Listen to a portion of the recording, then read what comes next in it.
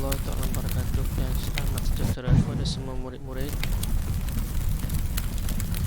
Hari ini anda bersama saya, Cikgu Nas, dan kita akan belajar satu subtopik kecil dalam mata pelajaran pendidikan jasmani dan kesihatan. Okey, tajuk yang kita akan belajar hari ini adalah tajuk gimnastik asas. Okey, setiap tingkatan akan belajar satu subjek PJPK, dan dalam subjek PJPK ada satu subtopik yang bertajuk gimnastik. Okey, semua murid perlu belajar gimnastik kerana subjek gimnastik ini adalah penting, dan di dalam sukan Olimpik pun ada dimasukkan beberapa sukan gimnastik sebagai sukan utama. Sebagai contohnya gimnastik artistik. Okey, kita teruskan kepada presentation yang cikgu akan bentangkan kepada kamu semua. Cikgu harap kamu fokus dan dengar apa yang cikgu akan ajar, dan pada akhir video ini kita akan sediakan beberapa soalan dan kamu dikehendaki untuk menjawab soalan tersebut. Okey, kita teruskan kepada presentation kita yang pertama. Okey, pendidikan jasmani dan kesihatan tingkatan 2. Apa itu gimnastik asas? Gimnastik asas merupakan pergerakan fizikal.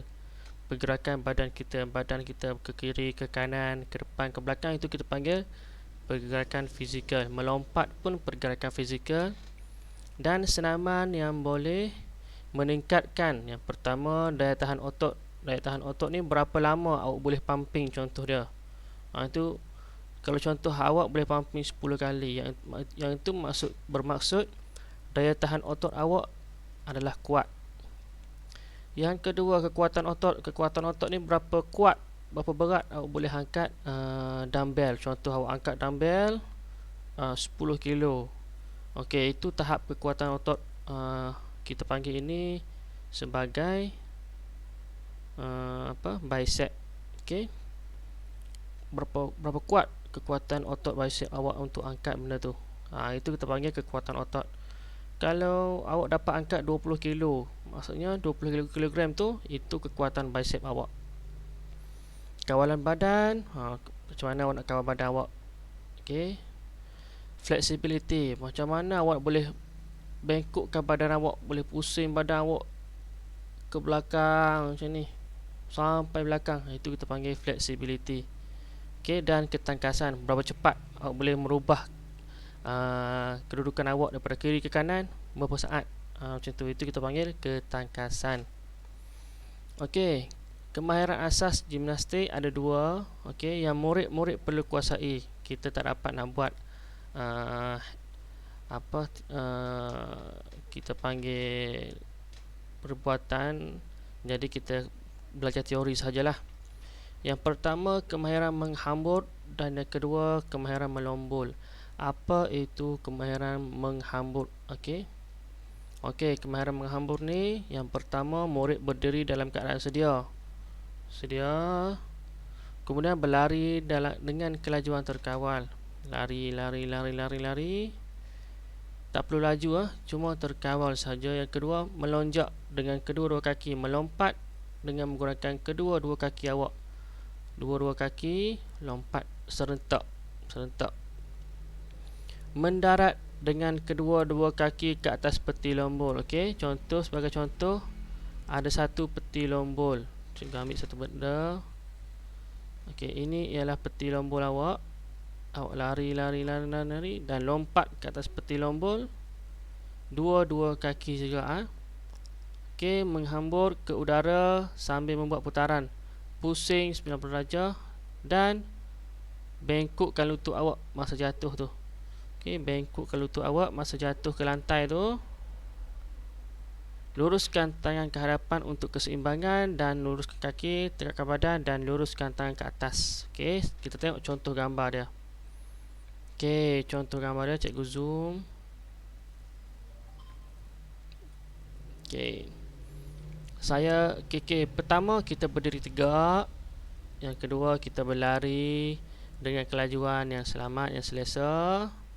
Kemudian kita melompat, mendarat dengan menggunakan kedua-dua kaki dan melonjak ke atas, mendarat di atas peti lombol. Ini kita panggil peti lombol. Dengan menggunakan kedua-dua kaki kita dan fleksikan lutut. Fleksi ni maksudnya terbengkok lutut kita. Kemudian kita pusingkan badan kita macam ni. Daripada sini kita pusing menjadi 90 darjah. Jatuh ke bawah ke lantai, mendarat dengan kedua-dua kaki, fleksikan lutut anda, luruskan tangan dan angkat ke atas. Itu sahaja kemahiran yang perlu awak belajar pada kali ini. Iaitu kemahiran melombol. Tadi kemahiran menghambur. Sekarang kemahiran melombor, kemahiran kedua yang perlu awak belajar dalam gimnastik asas. Yang ini kita tengok kaedah-kaedah dia. Kemahiran melombor, lari beberapa langkah dan melonjak dengan kedua-dua kaki serentak, sama macam tadi. Kita lari dan melonjak. Kita panggil melompat senang, melonjak ni, tapi melonjak ni dia ke depan, perbuatan yang ke depan. Melonjak dengan kedua-dua kaki serentak, lonjak ke hadapan dan tangan mendarat ke atas peti lombol. Tangan kita ni jatuh atas peti lombol. Kita letak tangan kita atas peti lombol, tolak ke depan badan kita dan kangkang kaki untuk melepasi lombol. Perbuatan tu kita kena letak tangan dan lompat serentak dengan kaki kita kangkang. Kemudian selepas kita melepasi peti lombol tu, kita kena rapatkan kaki kita dan mendarat. Fleksikan lutut macam biasa, bengkokkan lutut awak. Untuk menyerap daya, kita tak mahu ada berlaku kemalangan, lutut dia cedera ke apa semasa mendarat. Sebab apa? Sebab dia tidak mefleksikan lutut dia, tidak membengkokkan lutut dia semasa dia mendarat. Luruskan tangan ke hadapan untuk imbangan. Kalau awak biasa mendepakan tangan untuk imbangan pun boleh, tak semestinya ke depan, ke tepi pun boleh. Tegakkan badan sambil luruskan tangan ke atas. Kalau kita tengok gambar dia. Ini contoh kemahiran melombol. Kita tengok perbuatan yang akak kita buat ni. Kenapa dia angkat tangan? Dia angkat tangan kerana dia sudah bersedia. Saya sudah bersedia, cikgu. Boleh lakukan aktiviti. Luruskan badan, lari dengan kelajuan yang selamat. Kemudian kita tengok dia melompat. Ini papan spring. Kalau kita tak perlukan papan spring pun tak apa. Kita kena rendahkan kita punya peti lombol. Ini tinggi ya. Ini tahap yang tinggi, jadi dia kena gunakan peti lombol yang tinggi.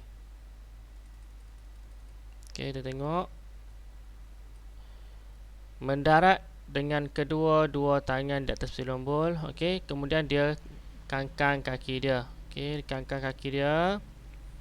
Kemudian apabila dia nak jatuh, dia nak mendarat, dia meluruskan kaki dia balik.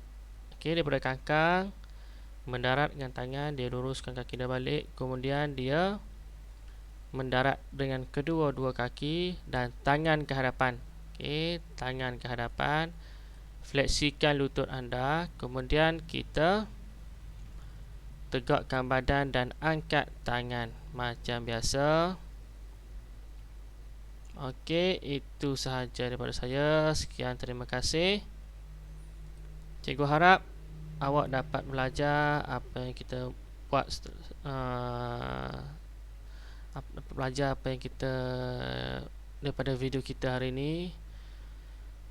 Cikgu akan bagi soalan dan cikgu harap awak dapat jawablah ya. Cuba sehabis baik. Dan kalau tak faham, rujuk kembali video ini. Okey, itu saja, terima kasih. Semoga kita berjumpa lagi. Assalamualaikum warahmatullahi wabarakatuh dan selamat berjumpa lagi.